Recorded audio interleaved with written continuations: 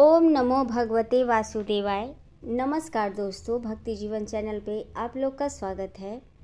और आज है जन्माष्टमी, तो जन्माष्टमी की बहुत बहुत शुभकामनाएं भक्ति जीवन चैनल की तरफ से। और आज हम लोग सुनेंगे श्रीमद् भागवत गीता का छठा अध्याय।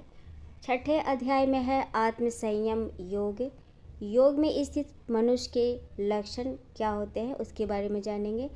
तो चलिए शुरू करते हैं वीडियो। जय श्रीमन नारायण। दोस्तों, श्री भगवान ने कहा, जो मनुष्य बिना किसी फल की इच्छा से अपना कर्तव्य समझकर कार्य करता है वही सन्यासी है और वही योगी है।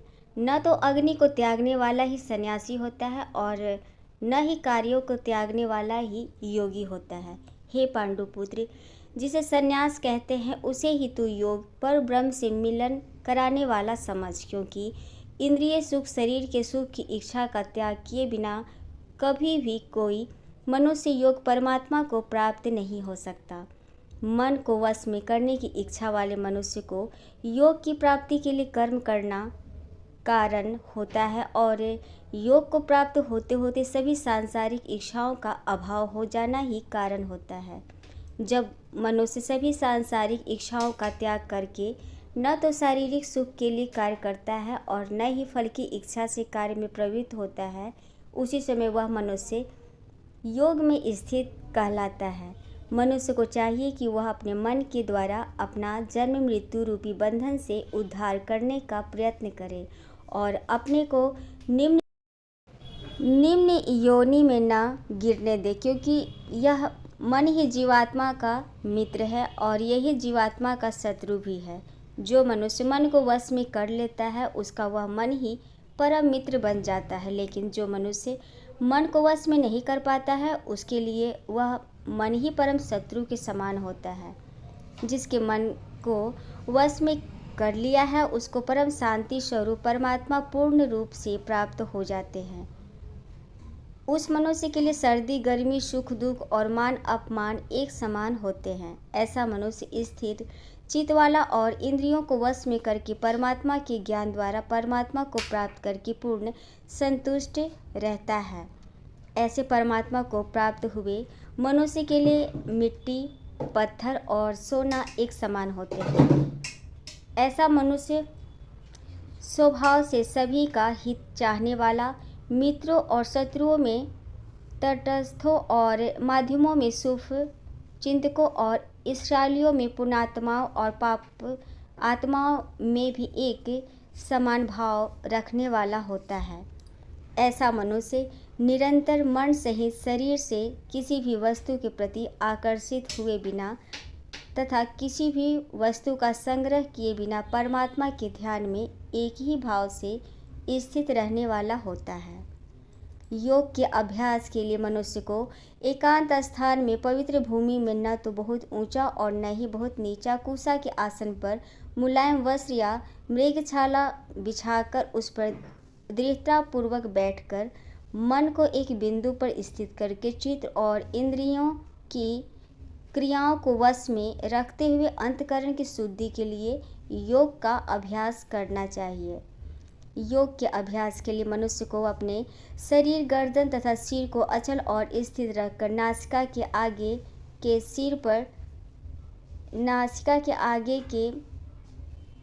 सिरे पर दृष्टि स्थित करके इधर उधर अन्य दिशाओं को न देखता हुआ बिना किसी भय से इंद्रिय विषयों से मुक्त ब्रह्मचर्य व्रत में स्थित मन को भली भांति शांत करके मुझे अपना लक्ष्य बनाकर और मेरे ही आश्रय होकर अपने मन को मुझ में स्थित करके मनुष्य को अपने हृदय में मेरा ही चिंतन करना चाहिए।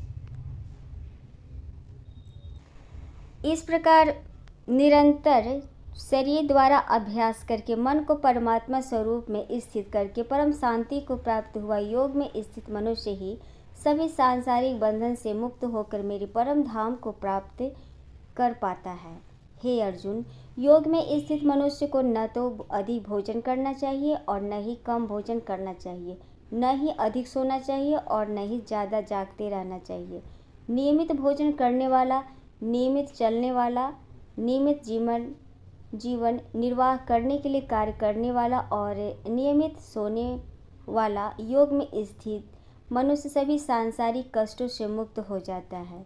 योग में स्थित मनुष्य का योग के अभ्यास द्वारा विशेष रूप से मन जब आत्मा में स्थित परमात्मा में विलीन हो जाता है तब वह सभी प्रकार की सांसारिक इच्छाओं से मुक्त हो जाता है। उस समय वह पूर्ण रूप से योग में स्थित कहा जाता है।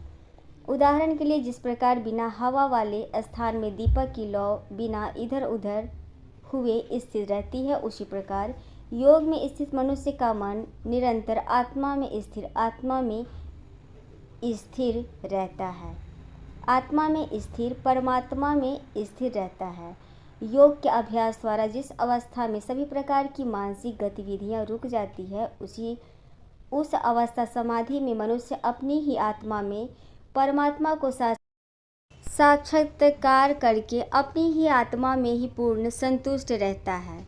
तब वह अपनी शुद्ध चेतना द्वारा प्राप्त करने योग्य परम आनंद को शरीर से अलग जानता है और उस अवस्था में परम तत्व परमात्मा में स्थित वह योगी कभी भी विचलित नहीं होता है। परमात्मा को प्राप्त करके वह योग में स्थित मनुष्य परम आनंद को प्राप्त होकर इससे अधिक अन्य कोई सुख नहीं मानता हुआ भरी से भारी दुख से भी चलायमान नहीं होता है। मनुष्य को चाहिए कि दृढ़ विश्वास के साथ योग का अभ्यास करते हुए सभी सांसारिक संसर्ग से उत्पन्न दुखों से बिना विचलित हुए हैं योग समाधि में स्थित रहकर कार्य करे।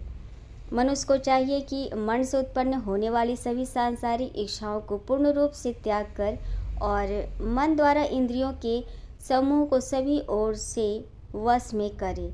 मनुष्य को चाहिए कि क्रमशः चलकर बुद्धि द्वारा विश्वास पूर्ण अभ्यास करता हुआ मन को आत्मा में स्थित करके परमात्मा के चिंतन के अलावा अन्य किसी वस्तु का चिंतन न करे। मनुष्य को चाहिए कि स्वभाव में स्थित न रहने वाला और सदा चंचल रहने वाला यह मन जहाँ जहाँ भी प्रकृति में जाए वहाँ से खींचकर अपनी आत्मा में स्थिर करे। योग में स्थिर मनुष्य का मन जब परमात्मा में एक ही भाव में स्थिर रहता है और जिसकी रजगुण से उत्पन्न होने वाली कामनाएं भली प्रकार से शांत हो चुकी है, ऐसा योगी सभी पाप कर्मों से मुक्त होकर परम आनंद को प्राप्त करता है। इस प्रकार योग में स्थित मनुष्य निरंतर योग अभ्यास द्वारा सभी प्रकार के पापों से मुक्त होकर सुख पूर्वक पर ब्रह्म से एक ही भाव में स्थित रहकर दिव्य प्रेम स्वरूप परम आनंद को प्राप्त करता है। योग में स्थित मनुष्य सभी प्राणियों में एक ही आत्मा का प्रसार देखता है और सभी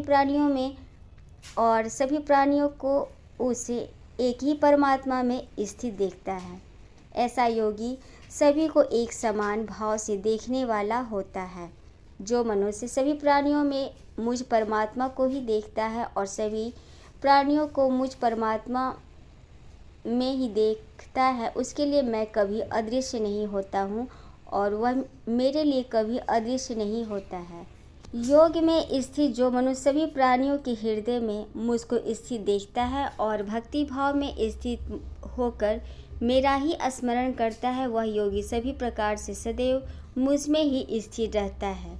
हे अर्जुन, योग में स्थित जो मनुष्य अपने ही समान सभी प्राणियों को देखता है, सभी प्राणियों के सुख और दुख को भी एक समान रूप में देखता है, उसी को परम पूर्ण योगी समझना चाहिए। योग द्वारा मन में निग्रह। अर्जुन ने कहा, हे मधुसूदन, यह योग की विधि जिसके द्वारा समत्व भाव दृष्टि मिलती है, जिसका कि आपके द्वारा वर्णन किया गया है, मन के चंचलता के कारण मैं इस स्थिति में स्वयं को अधिक समय तक स्थिर नहीं देखता हूँ। हे कृष्ण, क्योंकि यह मन निश्चय ही बड़ा चंचल है, अन्य को मत डालने वाला है और बड़ा ही हठी तथा बलवान है। मुझे इस मन को वश में करना वायु को वश में करने के समान अत्यंत कठिन लगता है।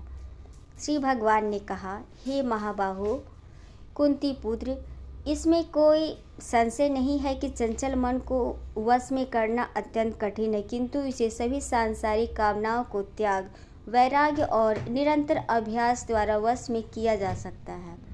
जिस मनुष्य द्वारा मन को वश में नहीं किया गया है, ऐसे मनुष्य के लिए परमात्मा की प्राप्ति योग असंभव है। लेकिन मन को वश में करने वाले प्रयत्नशील मनुष्य के लिए परमात्मा की प्राप्ति योग सहज होता है। ऐसा मेरा विचार है। योग भ्रष्ट हुए मनुष्य की गति। अर्जुन ने कहा, हे कृष्ण, प्रारंभ में श्रद्धा पूर्वक योग में स्थित रहने वाला किंतु बाद में योग से विचलित मन वाला असफल योगी परम सिद्धि को न प्राप्त करके किस लक्ष्य को प्राप्त करता है? हे महाबाहो कृष्ण, परमात्मा की प्राप्ति के मार्ग से विचलित हुआ, जो कि न तो सांसारिक भोग को ही भोग पाया और न ही आपको प्राप्त कर सका। ऐसा मोह से ग्रसित मनुष्य क्या छिन्न भिन्न बादल की तरह दोनों ओर से नष्ट तो नहीं हो जाता? हे कृष्ण, मैं आपसे प्रार्थना करता हूँ कि मेरे इस संशय को संपूर्ण रूप से केवल आप ही दूर कर सकते हैं, क्योंकि आपके अतिरिक्त अन्य कोई इस संशय को दूर करने वाला मिलना संभव नहीं है। श्री कृष्ण भगवान ने कहा, हे पृथापुत्र, उस असफल योगी का न तो इस जन्म में और न अगले जन्म में ही विनाश होता है, क्योंकि हे प्रिय मित्र, परम कल्याणकारी नियत कर्म करने वाला कभी भी दुर्गति को प्राप्त नहीं होता है। योग में असफल हुआ मनुष्य स्वर्ग आदि उत्तम लोकों को प्राप्त होकर उनमें अनेकों वर्ष तक जिन इच्छाओं के कारण योग भ्रष्ट हुआ था, उन इच्छाओं को भोग करके फिर संपन्न सदाचारी मनुष्यों के परिवार में जन्म लेता है, अथवा उत्तम लोकों में न जाकर स्थिर बुद्धि वाले विद्वान योगियों के परिवार में जन्म लेता है। किंतु इस संसार में इस प्रकार का जन्म निसंदेह अत्यंत दुर्लभ है। हे कुरुनंदन, ऐसा जन्म प्राप्त करके वहाँ उसे पूर्व जन्म के योग संस्कार पुनः प्राप्त हो जाते हैं और उन संस्कारों के प्रभाव से वह परमात्मा प्राप्ति रूपी परम सिद्धि को प्राप्त करने के उद्देश्य से फिर से प्रयत्न करता है। पूर्व जन्म के अभ्यास के कारण वह निश्चित रूप से परमात्म पथ की ओर स्वतः ही आकर्षित हो जाता है। ऐसा जिज्ञासु योगी शास्त्रों के अनुष्ठानों का उल्लंघन करके योग में स्थिर हो जाता है। ऐसा योगी समस्त पाप कर्मों से शुद्ध होकर अनेक जन्मों के कठिन अभ्यास से इस जन्म में प्रयत्न करते हुए परम सिद्धि को प्राप्त करने के पश्चात परम गति को प्राप्त करता है। तपस्वियों से योगी श्रेष्ठ है, शास्त्र ज्ञानियों से भी योगी श्रेष्ठ माना जाता है और सकाम कर्म करने वालों की अपेक्षा भी योगी श्रेष्ठ है। इसलिए हे अर्जुन, तू योगी बन। सभी प्रकार के योगियों में से जो पूर्ण श्रद्धा सहित संपूर्ण रूप से मेरे आश्रित हुए अपने अंतःकरण से मुझको निरंतर स्मरण दिव्य प्रेमा भक्ति करता है, ऐसा योगी मेरे द्वारा परम योगी माना जाता है। इस प्रकार उपनिषद, ब्रह्म विद्या तथा योग शास्त्र रूप श्रीमद् भगवद गीता के श्री कृष्ण अर्जुन संवाद में ध्यान योग नाम का 6वां अध्याय पूर्ण हुआ। हरि ओम तत्सत।